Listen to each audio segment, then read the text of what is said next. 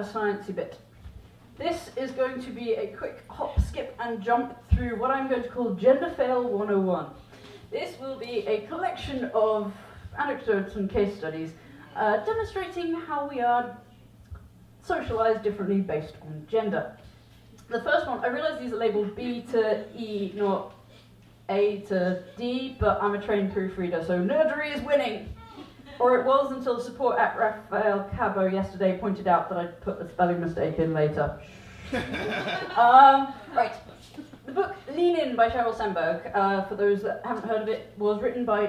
Sheryl Sandberg is the COO of Facebook, and she wrote a book called Lean In about how women all need to lean into our careers and not be scared to ask for a raise, ask for a promotion, sit at the table during meetings rather than off to the edge of the room.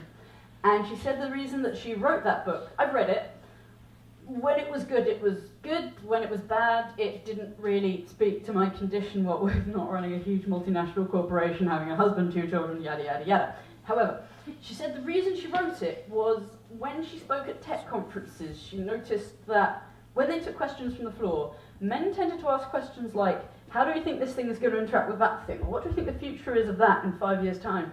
And women tended to ask questions like, is it okay to go for a job somewhere else? Even though they're really good to you where you are, but there's like a much shorter commute with the other place, and like there's not really any chance for promotion where you are. Or is it okay to leave on time when no one else is, but like you've got kids at home? And she said that men tended to ask questions and women asked for permission. This feeling that we don't have permission in the first place, that we've been told you can't do that often enough, that we're not quite sure what we are allowed to do, can lead you asking a well-respected but complete stranger at a tech conference for grown-ups are allowed to change jobs. That is a thing that you are allowed to do. Ideally, don't send an email out before you go to all staff telling them what you think of them, though I have worked in places where that was a tradition. Online retail. But this is a thing you're allowed to do, but we've been told you can't do that often enough that we're not sure. And there's other reasons why we might be hesitant. We kind of inherently know that it won't be viewed well if we are too confident, too ambitious. And there's a few reasons for that.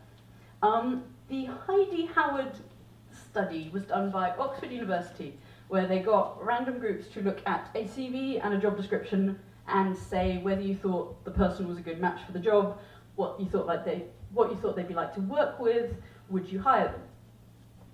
The twist was all groups were shown the same CV, but some of them were given it with the first name Heidi, and some were given it with the first name Howard.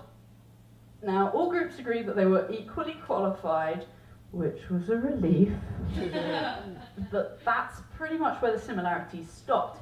With Howard, they went, yep, competent, knows what he's doing, he's got 5 years of this, 10 years of that, an MA, excellent, brilliant, hire him, he'll be great. With Heidi, people went, I mean, she's clearly really qualified, it's just, I think she might be a bit difficult to work with. She's probably a bit cold, she's probably just out for herself. She's probably a bit of a bitch.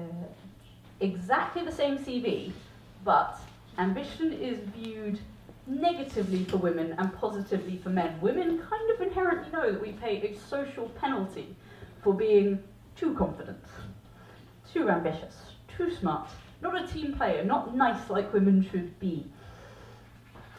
And because we kind of inherently know that, that can lead to us keeping ourselves quieter than we perhaps want to be or need to be. In the example I'm going to call every night bus ever. Ladies, I'll set the scene for those that have not. You guys know. You've got a boyfriend, don't ever say you've got a girlfriend, it will do nothing to dissuade the fuckers. At some point, your internal monologue moves from no thanks to fuck off, I don't know you, this is creepy, fuck off, go away. But we stay nice. Because we've been taught that being not nice is bad, and not nice women are terrible people. Which leads on to the example of self-defense classes. I have a friend who teaches self-defense classes, sometimes mixed intake, but more often than not women-only groups. And he told me that in each new session, each first class, it takes on average 10 to 20 minutes for the participants to shout, "No!" and push a fake attacker away. This is a class where they have come to learn how to deal with exactly this situation. This is a self-selecting group of people who still, in a safe, made-up scenario, can't quite bring themselves 10 to 20 minutes to shout "No!" and push a fake attacker away. This is scary. This is potentially quite dangerous. Would anyone like to practice shouting? Yes.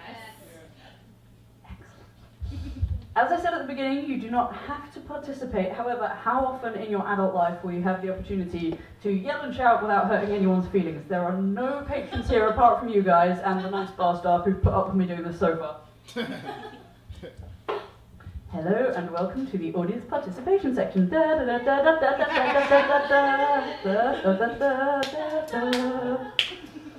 On the count of 3, would you guys like to practice shouting "No"? 1, 2, 3. No! Excellent. 1, 2, 3. No! Would you like to try "fuck off"? 1, 2, 3. Fuck off! 1, 2, 3. Fuck off! And if there is anything else you would like to shout, and if you can't think of a thing, any random swear word will do. I doubt you're gonna, but don't leave me hanging like they did one night in Edinburgh. It was awkward as all hell. On the count of 3, whatever it is you want to get off your chest. 1, 2, 3. Oh! Excellent. Give yourselves a round of applause, folks. That is my favourite bit of the show, and it didn't take much editing, writing, sweated labour over a typewriter. Now, there are probably going to be times in your life where, unfortunately, shouting "fuck off" at the top of your lungs is not the most diplomatic way of dealing with things, Mom. However, I would argue that if there is someone or something that is bad for you, that wishes you harm, you are always allowed to leave it, to get away from it. Such as in this exact example, my shirt is too hot right now. Costume change. Woo! But if there is someone or something that wishes you harm, there's always going to be mutual friends, or there's going to be finding a new job first, or whatever else it is, but you're allowed to leave.